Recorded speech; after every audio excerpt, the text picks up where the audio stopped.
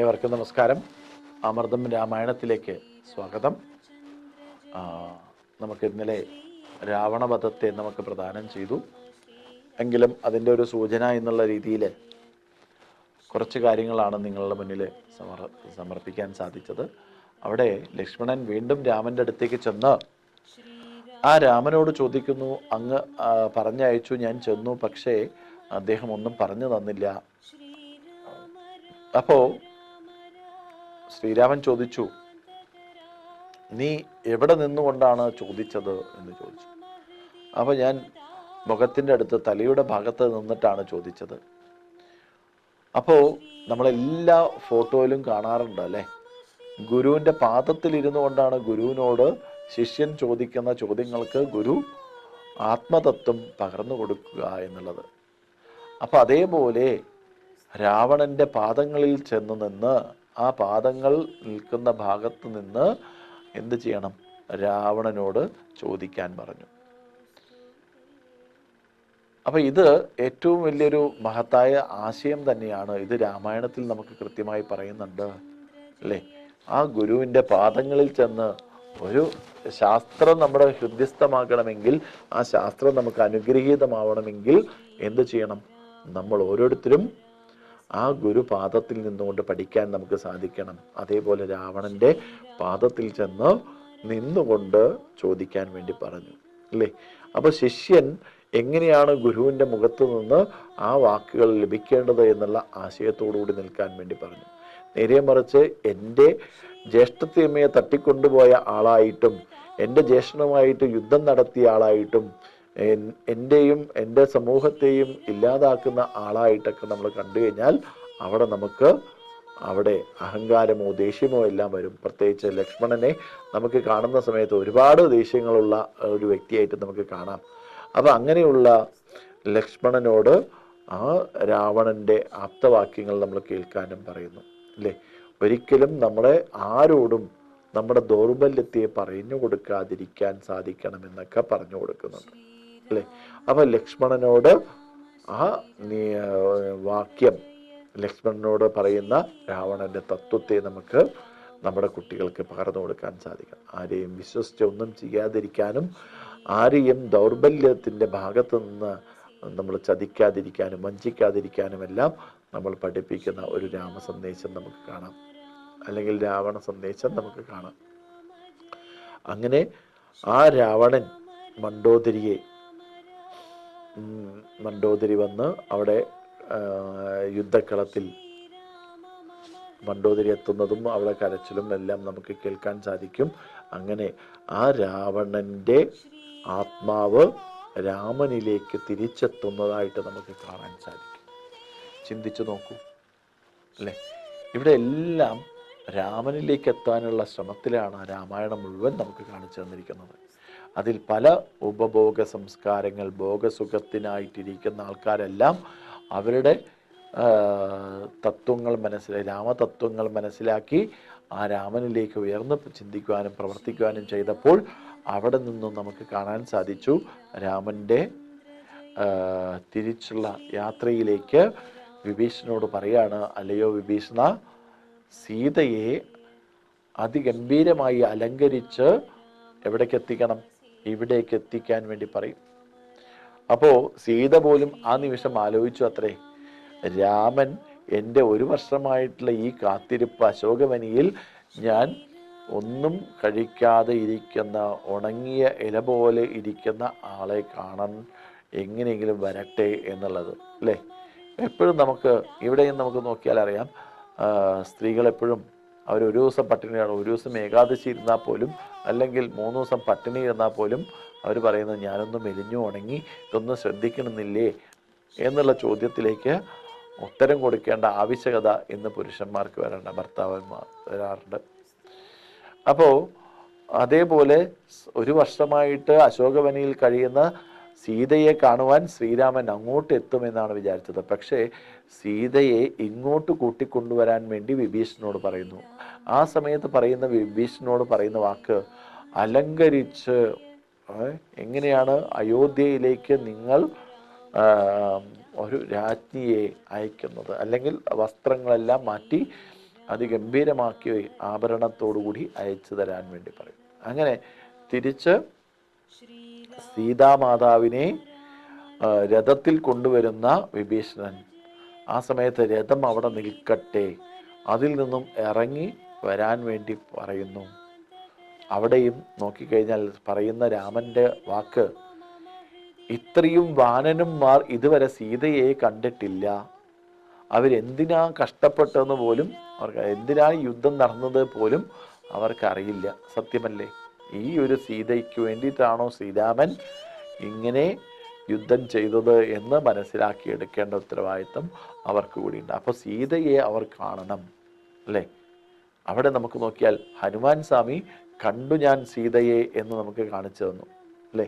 അപ്പോൾ ബാക്കിയുള്ള വാനരന്മാരും അതേപോലെ നമുക്ക് സീതയെ കാണുവാനുള്ള കാര്യം ഉണ്ട്. അതുകൊണ്ട് ആ രഥത്തിൽ നിന്നും രഥമിറക്കി സീതയെ നടത്തി കൂട്ടിക്കൊണ്ടുവരാൻ വേണ്ടി പറഞ്ഞു.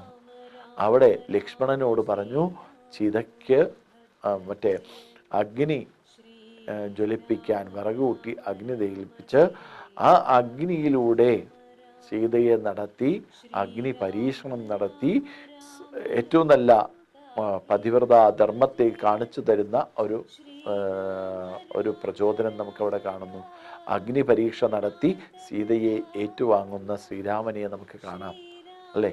നമ്മുടെ ചിന്താഗതികളിൽ എഴുത്തച്ഛ രാമായണത്തിലൂടെ നമുക്ക് കാണിച്ചു തരുന്നത് അഗ്നിദേവനെ സമർപ്പിച്ചുകൊണ്ട് അവിടെ നിന്നും മായാസീതയെ കൊണ്ടുപോകുന്ന സമയത്താണ് ശൂർപ്പണഖയെ അവിടെ കാണുന്നതും അതിനുശേഷം രാവണന്റെ വധത്തിന് ശേഷം സീതയെ തിരിച്ചു കിട്ടി അഗ്നിയിലൂടെ തന്നെ തിരിച്ച് അഗ്നിദേവനിലൂടെ തന്നെ തിരിച്ച് യഥാ സീതയെ നമുക്ക് കൈവരിക്കുന്നതായിട്ട് നമുക്ക് കാണാൻ സാധിക്കും അല്ലേ? അപ്പം ലൗകിക വിഷയങ്ങളിലെല്ലാം നമുക്ക് വളരെ ശ്രേഷ്ഠമായി അല്ലേ? നമ്മളൊരു വീട് പണ്ട് താമസിച്ചിരുന്ന ആൾക്കാരാണ്, അവർ വിറ്റ് നമുക്ക് തന്നു. അത് വിറ്റ് കഴിഞ്ഞപ്പോഴും നമ്മൾ എന്താ ചെയ്ത് അവിടെ ഒരു അഗ്നിശുദ്ധി വരുത്തി ഹോമാദി കാര്യങ്ങൾ നടത്തി പൂജകൾ നടത്തി ആ ഗൃഹത്തിൻ്റെ അന്തരീക്ഷത്തിൽ ഒരു എനർജി വർദ്ധിപ്പിച്ചുകൊണ്ട് എന്തെങ്കിലും അവർ വിട്ടുപോയിട്ടുണ്ടെങ്കിൽ വാക്കുകൊണ്ട് പ്രവൃത്തി കൊണ്ട് ഈ ഭൂമിയിൽ അല്ലെങ്കിൽ ആ വീട്ടിനകത്ത് എനർജി വ്യത്യാസമുണ്ടെങ്കിൽ അതിനെ മാറ്റിയെടുത്ത് ശുദ്ധമായ അഗ്നിസ്വരൂപമായ ഒരു ദേവതാ സങ്കല്പത്തിലേക്ക് മന്ത്രങ്ങളെ ചൊല്ലി തിരിച്ച് നമുക്ക് ആ ഗൃഹത്തിലേക്ക് പ്രവേശിക്കുന്നത് പോലെ അഗ്നിയിലേക്ക് ചെന്ന് ആ അഗ്നിയിൽ നിന്നും സ്വീകരിച്ച് സീതയെ സ്വീകരിക്കുന്ന ശ്രീരാമനെ നമുക്ക് കാണാം. എന്നതിന് ശേഷം ആ ലക്ഷ്മണൻ പറയുന്നുണ്ട്, എനിക്ക് ഇത്രയും പറഞ്ഞതിന് ശേഷം ലക്ഷ്മണൻ അങ്ങനെ പറയുമോ എന്ന് ചിന്തിക്കേണ്ട ഒരു ആവശ്യകതയുണ്ട്. എങ്കിലും പറഞ്ഞതനുസരിച്ച് ലക്ഷ്മണൻ പറയുന്നു, ഇത്രയും മനോഹരമായ ലങ്കയിൽ തന്നെ നമുക്ക് ഇവിടെ വസിച്ചൂടെ? എന്താ വെച്ചാൽ വിഭീഷണൻ ശ്രീരാമനാണ് രാജ്യം ഭരിക്കുന്നതെങ്കിൽ 100% എന്ത് ചെയ്യും? ശ്രീരാമൻ ഭരിച്ചോട്ടെ എന്ന് പറയും. അത് ഉചിതമായി തീരുമാനമെടുക്കാൻ ആർക്ക്? വിഭീഷണന് സാധിക്കും. കാരണം പിന്നെ യുദ്ധം ചെയ്ത് നേടിയെടുത്ത ഒരു രാജ്യം കൂടിയാണ് ആർക്ക്? ശ്രീരാമന് അല്ലേ? അപ്പോൾ വനവാസം കഴിഞ്ഞ് തിരിച്ച് നാട്ടിലേക്ക് തിരിച്ചു പോകണമോ എന്നുള്ള ആ ആകാംക്ഷ, വേണമോ വേണ്ടയോ എന്നുള്ള ബോധം കൊടുക്കുന്ന ഒരു സമ്പ്രദായവും നമ്മളെല്ലാ ഭാഗങ്ങളും കേൾക്കുന്ന ഒരു സങ്കല്പമാണ്. അതിസ്വർണമയി ലങ്ക എന്ന് പറഞ്ഞതുപോലെ ആ ലക്ഷ്മണനോട് പറയുന്നു, ജനനി ജന്മഭൂമിശ്ച സ്വർഗാദപിഗരീയസി. ഈ ജനിച്ച ഭൂമി നമുക്ക് ശ്രേഷ്ഠമാണ്. ജന്മം തന്ന മാതാപിതാക്കൾ നമുക്ക് ശ്രേഷ്ഠമാണ്. അതുകൊണ്ട് തിരിച്ച് നമ്മൾ എത്തിയേ പറ്റൂ. ജനനി ജന്മഭൂമിശ്ച സ്വർഗാദപിഗരീയസി. സ്വർഗം തന്നെ നമ്മുടെ മുന്നിൽ വെച്ചാലും അച്ഛനമ്മമാർ ജീവിച്ചിരുന്ന അച്ഛനമ്മമാർ നമുക്ക് പൈതൃകം തന്ന ആ മഹത്തായ ഭൂമി തന്നെയാണ് നമുക്ക് ശ്രേഷ്ഠത എന്ന് പറഞ്ഞു തരുന്ന ഒരു ആപ്തവാക്യം ജനനി ജന്മഭൂമിശ്ച എന്ന് തുടങ്ങി ശ്രീരാമന്റെ നാവിൽ നിന്നും ലക്ഷ്മണന് കേൾക്കാൻ സാധിക്കുന്നു എന്നുള്ളതാണ്. എന്നതിന് ശേഷം ഹനുമാൻ സ്വാമിയോട് ഉടനെ തന്നെ അയോധ്യയിലേക്ക് ചെല്ലണം എന്ന് പറയുന്നു. അവിടെ നിന്നും വിഭീഷണന്റെ പുഷ്പവിമാനം എടുത്തുകൊണ്ട് എല്ലാവരെയും അതിനകത്ത് കയറ്റി ശ്രീരാമനായിട്ട് അവിടെ നിന്നും ലക്ഷ്മണനായിട്ട് ഒത്തൊരുമിച്ച് ആ പുഷ്പക വിമാനത്തിന് പോകാൻ സാധിച്ചു എന്നുള്ളതാണ്. ഇവിടെയും പുഷ്പക വിമാനത്തെ ഒരുപാട് ഇന്നത്തെ മാതൃഭൂമി, മനോരമ പത്രങ്ങളിൽ ISRO ചെയർമാനായിട്ടുള്ള അദ്ദേഹം പുഷ്പക വിമാനത്തെ ഒരു വ്യാഖ്യാനം ചെയ്തതായിട്ട് കാണാൻ സാധിച്ചു. അപ്പോൾ ആ പുഷ്പക വിമാനം അത്രയും അധികം ആൾക്കാരെ ഉൾക്കൊള്ളുവാനുള്ള ഒരു സ്ഥലമായിട്ടാണ്. എത്ര വേണമെങ്കിലും ആൾക്കാർക്ക് കയറി നിന്നാൽ അത് വിപുലപ്പെടുത്തി കൊണ്ടുപോകാൻ സാധിക്കുന്ന ഒരു പുഷ്പ വിമാനത്തെ, അതിൻ്റെ കഥയെ നമുക്കൊക്കെ പഠിക്കാനുണ്ട്. എങ്കിലും സമയം ദൈർഘ്യമില്ലാത്തതിനാൽ ഇനിയും നമുക്ക് ഒരുപാട് ആശയങ്ങൾ മുന്നോട്ട് വെക്കേണ്ടതിനാൽ നമുക്ക് പുഷ്പക വിമാനത്തെ പിന്നീട് ഒരിക്കൽ ആവാം എന്ന് വിചാരിക്കുന്നു. അപ്പോൾ അത് വായിച്ച് മനസ്സിലാക്കേണ്ട ഉത്തരവാദിത്വം നമുക്ക് എല്ലാവർക്കും ഉണ്ട്. അങ്ങനെയുള്ള പുഷ്പവിമാനത്തിൽ കയറി അവർ യാത്ര തിരിക്കുന്നു. ആ സമയത്ത് ഹനുമാൻ സ്വാമിയോട് പറയുന്നു, ഭരതനെ ചെന്ന് കാണണം. ആ ഭരതന് ഞാൻ വരുന്ന വരവിനെ ഒന്ന് പറയാൻ സാധിക്കണം. ആ പറയുന്ന സമയത്ത് ആ ഭരതന്റെ മുഖത്ത് 14 വർഷങ്ങൾ താൻ തപസ് ചെയ്ത് അല്ലെങ്കിൽ താൻ അവിടെ രാജ്യഭാരം നടത്തി ആ രാജ്യത്തിൻ്റെ സമ്പത്തിലോ സൗകര്യത്തിലോ എന്തെങ്കിലും ആകാംക്ഷ അല്ലെങ്കിൽ കാമം അല്ലെങ്കിൽ ആഗ്രഹം ഇവയൊക്കെ ഉണ്ടെങ്കിൽ ഞാൻ തിരിച്ചു വരുന്നില്ല. ഒന്ന് ചിന്തിച്ചു നോക്കൂ. ആ രാജ്യത്തിൽ എന്തെങ്കിലും ഞാൻ ഇത്രയും കാലം 14 വർഷം ഞാൻ ഇത്രയും കാലം കൊണ്ടു നടന്നതല്ലേ, ഇനിയിപ്പോൾ അദ്ദേഹം വന്നിട്ടാണ് അദ്ദേഹത്തിന് എല്ലാം എഴുതി കൊടുക്കണം.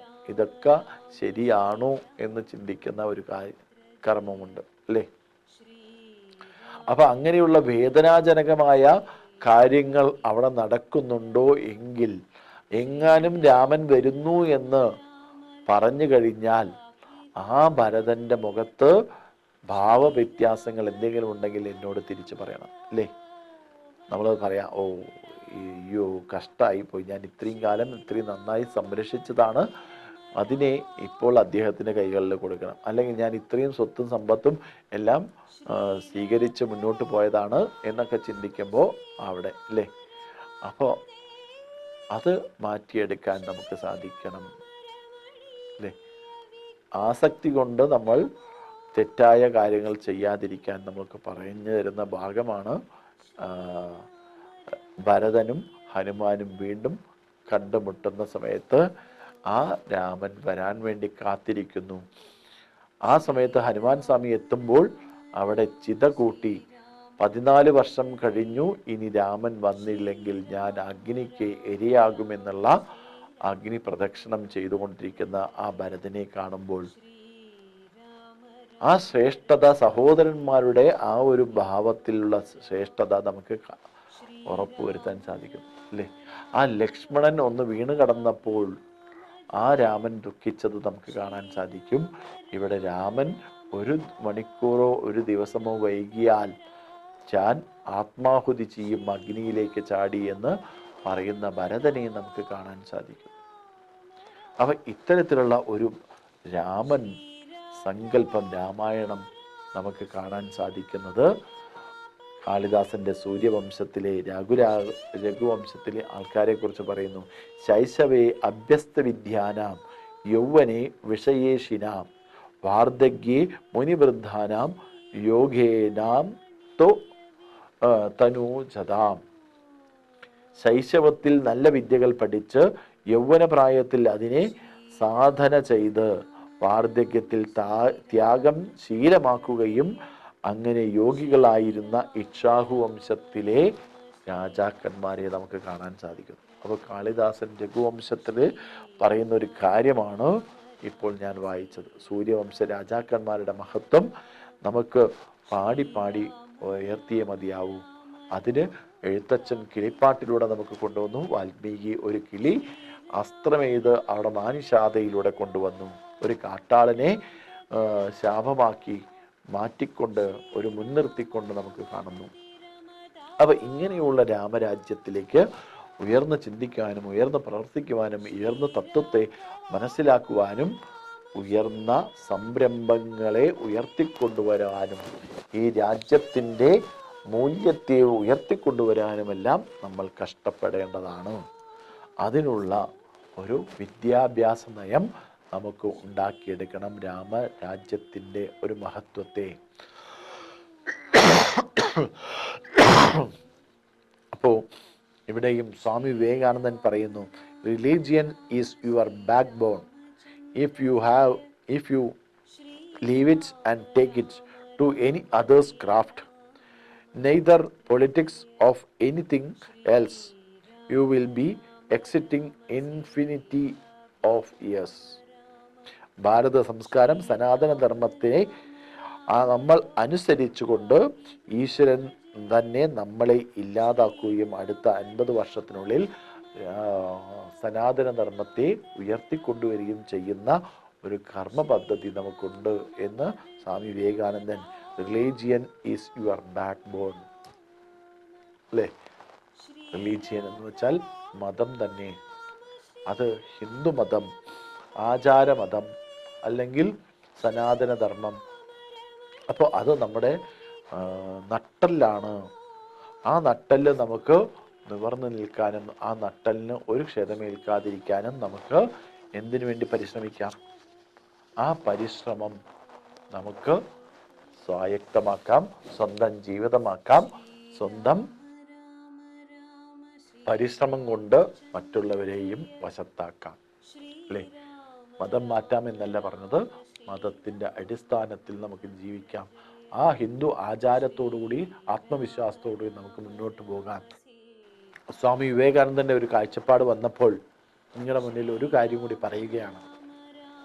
കാരണം 150 കൊല്ലങ്ങൾക്ക് മുമ്പ് നമുക്ക് മുന്നോട്ട് വെച്ച ആശയത്തെയെല്ലാം, ആ ആശയങ്ങളെല്ലാം പകർന്നു നൽകിക്കൊണ്ട് ആ ആശയത്തിൻ്റെ യഥാർത്ഥ തത്വങ്ങൾ ഇപ്പോൾ നമുക്ക് നടന്നു കാണുന്നത്, ഭാരതം ലോകത്തിൻ്റെ ഗുരുവായിട്ട് നിന്ന് കാണുന്നതെല്ലാം നമുക്കിവിടെ കാണാൻ സാധിക്കുന്നു. അപ്പോൾ സ്വാമി വിവേകാനന്ദൻ ഭാരതദേശത്തിൻ്റെ മഹത്വത്തെക്കുറിച്ച് നമുക്ക് കാണാൻ സാധിക്കുന്ന കുന്തുകാരൻ രാമേശ്വരത്തിൽ ഒരു യോഗിയായ സന്യാസി വര്യനാണ്. കപ്പലിൽ വന്നുകൊണ്ടിരുന്ന സ്വാമി വിവേകാനന്ദനെ സ്വാമി വിവേകാനന്ദനെ സ്വീകരിക്കാൻ പോയത് ഇദ്ദേഹമാണ്. ഭാസ്കര സേതുപതിയായിരുന്നു അന്ന് രാമേശ്വരത്തെ രാജാവായിരുന്നത്.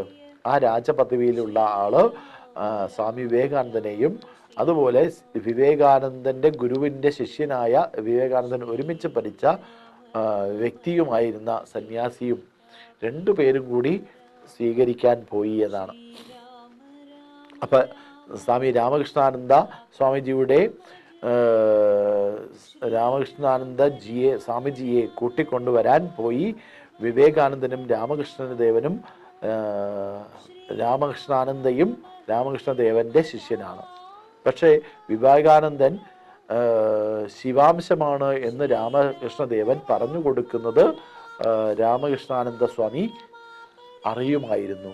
അപ്പോൾ ഇവിടെ ഭാരതദേശത്തിൻ്റെ മഹത്വം നമ്മൾ മനസ്സിലാക്കി കൊടുക്കുന്നത് വിവേകാനന്ദൻ ദിഗ്വിജയം കഴിഞ്ഞ് അല്ലെങ്കിൽ വിദേശയാത്ര നടത്തി അമേരിക്കയിൽ ഷിക്കാഗോ പ്രസംഗം കഴിഞ്ഞ് തിരിച്ച് കപ്പലിൽ രാമേശ്വരത്ത് വന്ന് ഇറങ്ങുന്ന സമയത്ത് രാമകൃഷ്ണാനന്ദജി അവിടുത്തെ ആശ്രമത്തിൻ്റെ ആളായിരുന്നു. അവിടുത്തെ രാജാവും കൂടി ചേർന്നിട്ടാണ് കപ്പലിൽ നിന്നും അദ്ദേഹത്തെ സ്വീകരിക്കാൻ എത്തിയത്.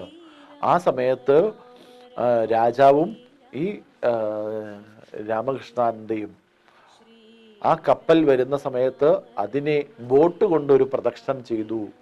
എന്നതിന് ശേഷം ആ കപ്പൽ നിർത്തി അവിടുന്ന് ഇറങ്ങുന്ന സ്വാമി വിവേകാനന്ദനെ ഇറങ്ങുന്നതിനായിട്ട് ആ രാജാവ് തൻ്റെ ശിരസ് കാണിച്ചു കൊടുത്തു. ആ സ്വാമി വിവേകാനന്ദന്റെ പാദം തൻ്റെ ശിരസിൽ സ്പർശിക്കുവാനും അതിലൂടെ പുണ്യാത്മാവായിട്ട് മാറുവാനും അദ്ദേഹത്തിന് ഭാസ്കര സേതുപതി രാജ അതിനുവേണ്ടി തയ്യാറായി എന്നാണ്. അപ്പോൾ മുട്ടുകുത്തി നിന്ന് തൻ്റെ ശിരസിൽ കാൽവെച്ച് ഇറങ്ങുവാൻ പറഞ്ഞപ്പോൾ ഭാരതദേശത്തിൻ്റെ വൈഭവം മുഴുവനും ലോകം അറിയിക്കാൻ വേണ്ടിയിട്ടാണ് നമുക്ക് ഈ ഒരു സന്ദർഭത്തെ പറയുന്നത്. പക്ഷെ സ്വാമി വിവേകാനന്ദൻ പറയുന്നു, രാജാവിനോട് പറയുന്ന ഒരു വാക്ക്, രാജാവിൻ്റെ ശിരസ് ഭഗവാന്റെ ശിരസാണ്. പ്രജകളെ പരിപാലനം ചെയ്യുന്നതിനാൽ അത് ചെയ്യാൻ ഞാൻ തയ്യാറല്ല. പക്ഷെ രാജാവ് സ്വാമിജിയെ ഒരു വണ്ടിയിൽ കയറ്റി രാജാവ് വണ്ടി വലിച്ചു കൊണ്ടുപോയി എന്ന് പറയുന്നു. ചിന്തിക്കണം. ഇവിടെ ഒന്നുകൂടി ഞാൻ വിശദീകരിക്കുകയാണ്. ഭാസ്കര സേതുപതി എന്ന് പറയുന്ന വ്യക്തി മുട്ടുകുത്തു നിന്ന് ആ ശിരസിലേക്ക് തൻ്റെ പാദത്തെ വെച്ചോളൂ സ്വാമി വിവേകാനന്ദനോട് പറയുന്നു. പക്ഷേ അങ്ങ് രാജ്യസേവകനാണ്, രാജ്യം ഭരിക്കുന്ന ആള് ഈശ്വരനാണ്, ആ പരിപാലനം നടത്തുക എന്നുള്ളത് മഹത്വമാണ്, അതുകൊണ്ട് ഞാൻ അങ്ങയുടെ ശിരസിൽ പാദം വെക്കുകയില്ല എന്ന് പറഞ്ഞ് ഭൂമിയിലേക്ക് പാദം വെച്ച സ്വാമി വിവേകാനന്ദന്റെ മഹത്വത്തെയും നമുക്കറിയാൻ സാധിക്കും. അതുപോലെ ആ രാജാവ്, ഇത്രയും പണ്ഡിതനായ വിവേകാനന്ദൻ, സന്യാസി ശ്രേഷ്ഠൻ, അദ്ദേഹം ചെയ്ത ഇത്രയും മഹത്തായ പൂർണ്ണമായ കാര്യം ഉള്ളതുകൊണ്ട് അദ്ദേഹത്തെ വണ്ടിയിലിരുത്തി വണ്ടി വലിക്കുന്നത് ആരായിരുന്നു? ആ രാജാവായിരുന്നു. ഇത് ഭാരതത്തിൻ്റെ സംസ്കാരമാണ് അല്ലേ? നേരത്തെ ഞാൻ പറഞ്ഞു വിഷ്ണു ധർമ്മശാസ്ത്രം, അതായത് ചാണക്യ സൂത്രം അനുസരിച്ച് രാജാവ് പണ്ഡിതന്മാരെ കാണുന്ന സമയത്ത് മാറി നടക്കണമെന്ന്, അല്ലെങ്കിൽ അവർക്ക് അനുചിതമായി നടക്കണമെന്ന്. മാറി നടക്കണം പറഞ്ഞാൽ നമുക്ക് തെറ്റുപറ്റി, അപ്പോൾ അത് വരാതിരിക്കാൻ. അപ്പോൾ അത് ഉചിതമായ അക്ഷരങ്ങൾ അല്ലെങ്കിൽ ഉചിതമായ വാക്കുകൾക്കനുസരിച്ച് മുന്നോട്ട് പോകണം.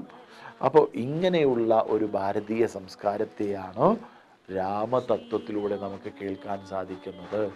അപ്പോൾ ശ്രീരാമൻ എന്ന് പറയുമ്പോൾ എല്ലാത്തിനെയും തന്നിലേക്ക് ആകർഷിക്കുവാനും തന്നിൽ നിന്നും ധർമ്മത്തെ മനസ്സിലാക്കി കൊടുത്ത് പ്രചരിപ്പിക്കുവാനുമുള്ള വ്യക്തിയാണ് ശ്രീരാമചന്ദ്രൻ. ആ രാമരാജ്യത്തിലേക്കാണ് നമ്മൾ ഓരോരുത്തരും രാമതത്വത്തെ മനസ്സിലാക്കി കൊണ്ടുപോകേണ്ടത് എന്ന് മാത്രം ഈ നിമിഷം പറഞ്ഞുകൊണ്ട് നിർത്തുന്നു. നമസ്കാരം.